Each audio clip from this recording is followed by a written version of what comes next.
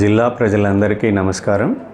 జిల్లా న్యాయ సేవా అధికార సంస్థ కృష్ణా జిల్లా మచిలీపట్నం వారి తరపు నుంచి నేను ఈ డిస్ట్రిక్ట్ లీగల్ సర్వీస్ అథారిటీ కార్యదర్శి కేవి రామకృష్ణయ్యను ప్రజలకు చేసే విన్నపం ఏంటంటే, మా జాతీయ న్యాయ సేవాధికార సంస్థ వారి ఆదేశాల మేరకు రాష్ట్ర న్యాయ సేవాధికార సంస్థ మరియు జిల్లా న్యాయ సేవాధికార సంస్థ చైర్మన్ గారైనటువంటి శ్రీ గుత్తాల గోపి గారు, వీరి ఆదేశానుసారము మేము ఈ జాతీయ న్యాయ సేవాధికార సంస్థ రూపొందించే స్కీమ్స్ ఏవైతే ఉంటాయో, అంటే లీగల్ సర్వీసెస్ గురించి ఏర్పాటు చేసినటువంటి స్కీమ్స్ని ప్రజల్లోకి తీసుకెళ్లటమే ఈ జిల్లా న్యాయ సేవాధికార సంస్థ యొక్క ముఖ్య ఉద్దేశం.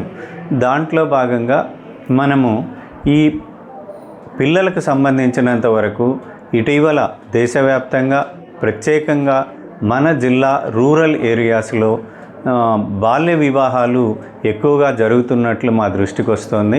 కాబట్టి దాన్ని నివారించడానికి, దాని పట్ల ప్రజల్లో అవగాహన కల్పించడానికి మేము మా పారా లీగల్ వాలంటీర్స్ ద్వారా, అనేక సభల ద్వారా, మా న్యాయవాదుల ద్వారా ఈ విషయాన్ని ప్రజలకి చేరవేయటానికి ముఖ్య ఉద్దేశంగా ఈ ఏర్పాట్లు చేసుకున్నాము. అలాగే మా కార్యకర్తలు ప్రజల్లోకి వెళ్తూ వీటి గురించి అనేక విషయాలు తెలియజేస్తున్నారు. ఈ సందర్భంగా ప్రజలకు నేను తెలియజేసేది ఏమంటే, పిల్లలకు సంబంధించినంత వరకు ఎటువంటి సమస్యలున్నా, బాల్య వివాహాలే కాదు వేరే ఏ సమస్యలున్నా వాళ్ళకి ఒక ఫ్రీ హెల్ప్ లైన్ నెంబర్ ఉంది, అది 1098 అనేది. అలాగే దివ్యాంగులకు సంబంధించి, అంటే డిఫరెంట్లీ ఏబుల్డ్ చిల్డ్రన్ అంటాం మనం, శారీరక మానసిక వికలాంగులైన పిల్లలకు సంబంధించినటువంటి ఎటువంటి సమస్యలున్నా దానికి సంబంధించి ఒక టోల్ ఫ్రీ నెంబర్ 14456 అనేది ఒక టోల్ ఫ్రీ నెంబరు. అంతేకాకుండా న్యాయ సేవలకు సంబంధించిన సమస్యలు ఏవైనా ఉన్నా 15100 ఇది టోల్ ఫ్రీ నెంబరు. దీనికి కాల్ చేయటం ద్వారా కూడా సరైన న్యాయ సేవలు పొందవచ్చు ప్రతివారు. అంతేకాకుండా ఈ స్కీమ్లో భాగంగా బాల్య వివాహాలు నేరం, దీనికి ప్రత్యేకమైన ఒక చట్టం ఉంది. బాల్య వివాహ నిషేధ చట్టము 2006లో ఇది తీసుకొని రాబడింది. అంతకుముందు కూడా చట్టాలు దీని మీద ఉన్నాయి. వాటన్నిటినీ క్రోడీకరిస్తూ 2006లో ఒక ప్రత్యేక చట్టం తీసుకొని రావటం జరిగింది. ఈ చట్టం ప్రకారము ఆడపిల్లకి 18 సంవత్సరాలు నిండాలి, అబ్బాయికి 21 సంవత్సరాలు నిండితేనే వివాహానికి చట్ట ప్రకారం అర్హత పొందినట్లు. అలా కాకుండా ఎవరైనా 21 సంవత్సరాల లోపున్న అబ్బాయి, 18 సంవత్సరాల లోపున్న అమ్మాయి ఎవరైనా వివాహం చేసుకున్నట్లయితే అటువంటి వివాహము చట్టరీత్యా అది నిషేధము, అలాగే అది నేరము కూడా.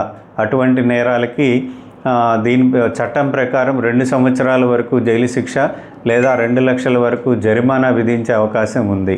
అటువంటి బాధితులు ఎవరైనా ఉంటే మా లీగల్ సర్వీస్ అథారిటీని ఆశ్రయించడం ద్వారా ఆ చట్టాన్ని ఆ వివాహాన్ని కోర్టు ద్వారా రద్దు చేసుకునే అవకాశం కూడా కల్పించబడింది.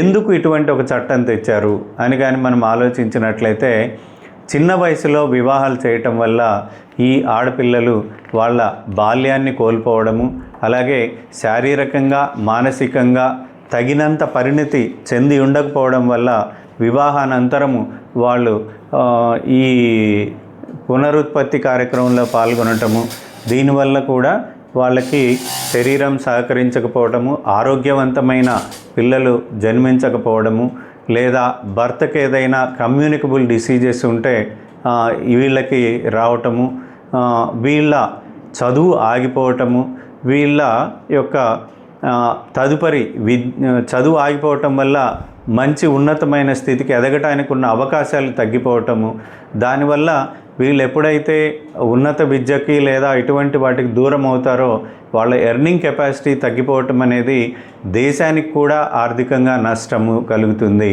అలాగే సమాజానికి, కుటుంబంలో సమస్యలు రావడానికి కూడా అవకాశాలు ఉంటాయి.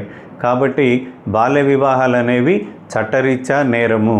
అటువంటి వివాహాలని చేసిన వారే కాదు, దాన్ని ప్రోత్సహించిన వారు, దానికి అటెండ్ అయిన వారు అందరూ చట్టరీత్యా నేరస్తులే. సో ఈ విషయాన్ని ప్రజలకు తెలియజేయటానికి మేము మా కార్యకర్తల ద్వారా, మా వాలంటీర్స్ ద్వారా ప్రజల్లోకి అనేక సభలు, సమావేశాల ద్వారా స్కూల్స్ అండ్ కాలేజెస్లో విజిట్ చేసి వాళ్ళకి లీగల్ అవేర్నెస్ కల్పించడము, ఇటువంటి యాక్టివిటీస్ ద్వారా జిల్లా న్యాయ సేవాధికార సంస్థ ప్రజల్లోకి వెళ్తుంది. ఈ విషయాన్ని అందరూ గమనించి అటువంటి బాల్య వివాహాలు ఎవరైనా చేస్తుంటే ఇమ్మీడియట్గా డిస్ట్రిక్ట్ చైల్డ్ వెల్ఫేర్ ఆఫీసర్స్ ద్వారా కానీ, లేదా న్యాయ సేవాధికార సంస్థ ద్వారా కానీ, పోలీసుల ద్వారా కానీ, మీకు ఊర్లో అందుబాటులో ఉండే మహిళా సంరక్షక్స్ ద్వారా కానీ, చదువుకునే పిల్లలైతే వాళ్ళ స్కూల్ హెడ్ మాస్టర్స్ ద్వారా కానీ, ఏ విధంగానైనా సరే ఆ సమాచారాన్ని కానీ మాకు చేరవేస్తే తదుపరి చర్యలు తీసుకోవటం జరుగుతుంది. సో ఈ విషయాన్ని మీ అందరికీ తెలియచేయటం కోసం ఈ చిన్న సమావేశము. ఈ బాల్యంలో వివాహం జరగటం ద్వారా అనేక నష్టాలు ఉన్నాయి, ఇందాక చెప్పినట్లుగా. సో దీంట్లో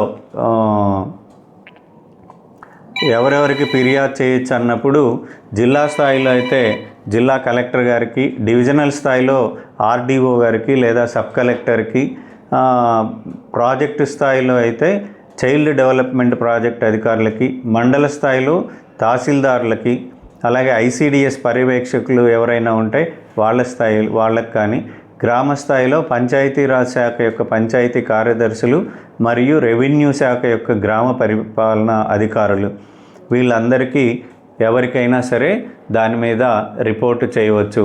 రిపోర్టు చేసిన వారి వివరాలు సీక్రెట్గా ఉంచబడతాయి.